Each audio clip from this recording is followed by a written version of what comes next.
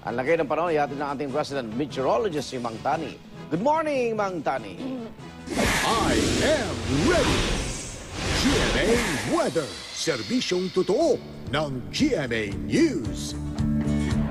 Good morning, Igan, at good morning mga kapuso. Maging I am ready pa rin po tayo ngayong araw sa posibilidad ng thunderstorm dito sa Metro Manila at mga karating lugar.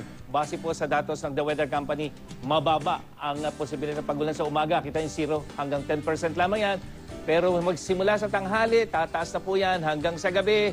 60% na po yung posibilidad ng pagulan o thunderstorm dito po sa Metro Manila. May hinang pagulan o di kay thunderstorm, maring ang maranasan, asahan na din na magiging maalinsangan sa hapon. 37 degrees Celsius yung ating init factor. So yan po yung pangkaraniwang nangyayari. Maalinsangan, tapos biglang magkakaroon ng thunderstorm. Sa iba pang lugar sa Luzon, may mahina hanggang katamtamang pagulan naman dyan sa Hilaga at gitnang Luzon. Uulanin din ang Visayas, lalo na sa silangang bahagi. Pero pagdating ng hapon, yung western section makararanas sa mga pagulan. At sa malaking bahagi ng Mindanao, mahina hanggang katamtamang pag-ulan din po ang mararanasan dyan sa may Zamboanga Peninsula, sa may ARMM Soxargen region pagdating ng hapon. Ngayong araw naman inaasahang papasok ng Philippine Area of Responsibility yung pong bagyo na may international name na Panpon. Oras na pumasok ito ng PAR, tatawagin nga po itong Neneng.